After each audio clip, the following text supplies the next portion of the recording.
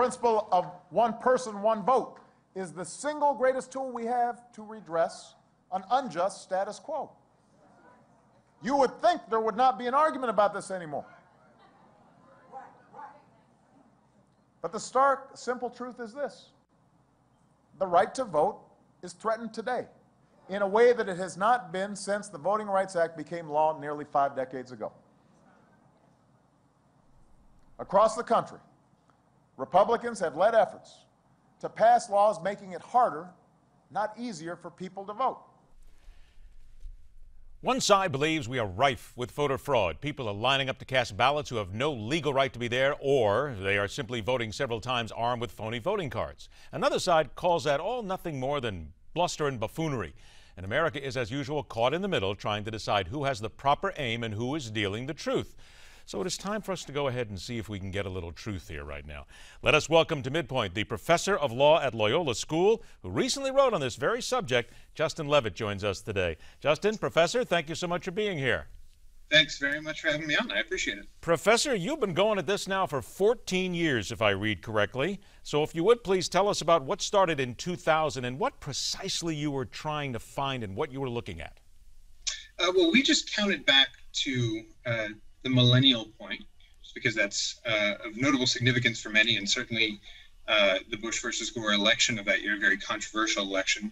There were a lot of claims of election irregularities and also fraud. And we started looking from that point forward, from 2000 until last week, how many acts of alleged fraud had actually happened. Anybody had raised the flag that a photo ID requirement at the polls could stop. We didn't look for, there's a lot of fraud that happens that photo ID has nothing to do with. Casting an absentee ballot that's fraudulent, living in the wrong state that's fraudulent, vote buying, coercing votes, or plain old-fashioned stealing of the vote using poll workers and the like.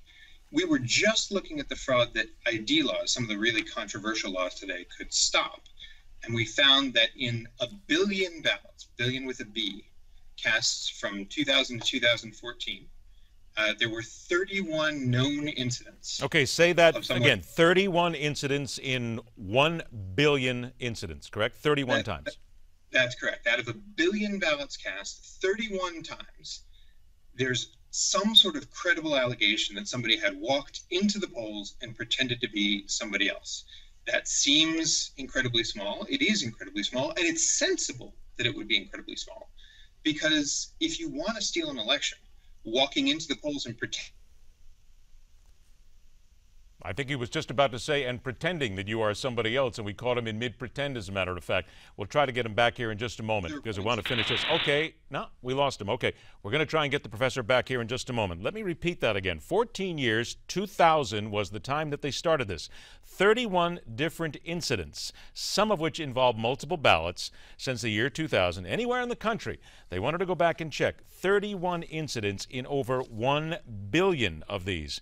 Now, this also looks at a number of other issues. The 2 new opinions from the Wisconsin Supreme Court last week that deals with the state's ID requirement. This would allow people to vote only if they provide certain forms of government-issued ID. The court did make some minor changes to the law, but otherwise they upheld it. However, the ID requirement is still on hold pending a federal lawsuit. It is the lawsuit that most people are waiting to see what happens here now. Let's also bring up that as far as this study is concerned, we'll get the professor back here in just a moment, this did not address, and let's be real clear about this because there's an awful lot of little things here, did not address vote buying, coercion, fake registration forms, voting from the wrong address, or ballot box stuffing by officials in one scam. This is a surprise to some people because I will guarantee you that so many people felt that they would be able to see a whole lot more here and there would be a lot more voter fraud. Now, look at it from the right. The right always says that there is a tremendous amount of fraud out there. This is the only way to stop it. The left says there is not a lot. Will this now basically change? Well, let's find out and see exactly what an opinionator thinks about this. It's a pleasure to welcome back to MidPoint from KHOW 630 in Denver, Colorado, where she holds down Morning Drive from 5 to 10 a.m. Mandy Connell is indeed that opinionator right here talking about voter fraud. Mandy, pleasure to talk to you again. Nice to be back with you. Thanks for having me. Let's get on to this here, because we have often heard that it is a rampant issue in the United States. The right will say that this is the reason why we are going after voter fraud. Well, here we have the professor who's done the research and says it's just not that prevalent. This does put a little bit of a wet blanket on the right, claiming that there is a lot of voter fraud. Well, I think there are two issues here. One, this speaks to the skepticism of the electorate. There's no trust in the process that we go through. And to be perfectly frank, when you look at all of the things in our society that we already have to show ID for, to suggest that all of a sudden there are huge swaths of people that will be disenfranchised because they don't have an identification that is suitable, either a state ID or some kind of photo ID that would work, is irrational to people. And you have to wonder, at least from my perspective, and I would think from the perspective of the right, because that's where I fall, is that if you have to have an ID for all of these other things, and I mean you can't do anything in this country without an ID, why is it unreasonable to say take that same ID and show it at the polls? So I don't necessarily think that everyone who believes that voter ID is a good idea believes that there's rampant fraud at the polls at this moment, but I think there's such a level of distrust with political parties, both people on the left looking at the right and the other direction as well, that we think to ourselves, if we can create a simple safeguard that would act as a deterrent using something that we all already have, why not? I don't think it's a tremendous burden. I think there are ways to mitigate the burdens for people that may not have an ID, but to assume that every minority doesn't have an ID truly is the soft bigotry of low expectations, and I don't think it's based in rationality. Is that just the very simple thing that if we're going to get down to brass tacks, as I always try to do from time to time here, that the right and the people who are in favor of this are simply saying, look, we want to make sure that there is no voter fraud, and what's the problem with having an ID card?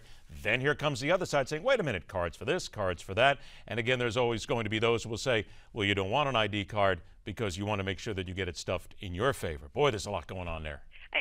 Our voting process should be managed in such a way that people have confidence that their vote is not going to be blanked out by someone who is either trying to commit fraud or some kind of nefarious action. And I don't think that a picture ID is a tremendous burden in this modern era that we live in. It's not as if we're back in the 1890s and we're asking people to have tintype photographs made so they can go vote. It's a ubiquitous part of our society, and asking people to simply pull out the IDs they already have doesn't seem like that much of a stretch. I mean, that's where I get hung up. We're not asking people to run out and do things they're not already doing. I sold insurance for a couple of years to very poor people in the South for about 3 years. To a person, these very poor people living in poverty, they all had a form of ID. They all had a picture ID because they couldn't do anything in our society without it. That's where I think the disconnect really comes from. It's hard for a lot of people to believe that there's a lot of people out there who would find this a burden. Is that the thing that we're also dealing with here? Because those who would say that there is no reason for this will say that, wait a minute now, what the right is doing here is they are keeping the poor and they are keeping the minorities out of voting. That has to fall on a lot of deaf ears, because how does it then keep you out? Now, this is what a lot of people will ask. How does it keep you out if all you need to do is get an ID? Well, and not only that, Georgia instituted some voter ID requirements, I believe in 2008 or 2009, and a study by the Atlanta Journal-Constitution found that between 2008 and 2010, voter or minority voting actually increased in Georgia. More Hispanics, more African Americans over that period. So to say that it is going to suppress that vote, it simply has not, to my knowledge, proven to be true. So making that argument, it just seems, of course I'm looking at it from the right, looking at the left with a level of with a hairy eyeball, as we say. Skepticism, if you will. I'll go ahead and put in skepticism in there, but I think yours was much better than mine. Well, I think it's hard for us to try and assume motives. For me on the right, I think, okay, are they trying to pull a fast one? Are they trying to steal an election? And I understand those on the left are giving nefarious motives to say that we're trying to suppress a minority vote, even though I can't even imagine that. I can't even imagine actively pursuing any policy that would prevent someone from being able to participate in an informed way. I can't imagine that. I got about 30 seconds left here. What's the opinion of this in Colorado? How's this whole voter fraud issue being viewed there? You know, when we have time for a 10-hour segment on the disaster that is the Colorado voting laws, they have loosened the voting laws to such an extent that one of my fellow co-hosts on my station actually went and cast a ballot in another district, but it followed the letter of the law. That's what kind of disaster we are here. Okay, it's a nightmare. We don't have 10 hours, but I guarantee you we're going to figure out a way to have 10 minutes and do this again and figure out what's going on. Because if Colorado's in that much of a mess, we have to find out why. Absolutely, it's a disaster. Thanks. And that's why we're going to call you, of course. Mandy Connell from KHOW Radio, Talk 630 in Denver, Colorado. Thanks so much for joining us as the Opinionator today. Thank you. All right, take care. A reminder on this, 1 billion cases that the professor studied, 1 billion, 31 cases of impersonation fraud. Keep that in mind. We're going to have to follow up on this story. We'll get the professor back again real soon. We'll find out a little bit more about this study. All right, later on this hour, she was much more than an actress. She was a trendsetter who helped define social mores and the way a society viewed real ladies, remembering Lauren Bacall. And after the break, dancing cops and the greatest play-by-play chance of all. It's all part of Outland right here on MidPoint.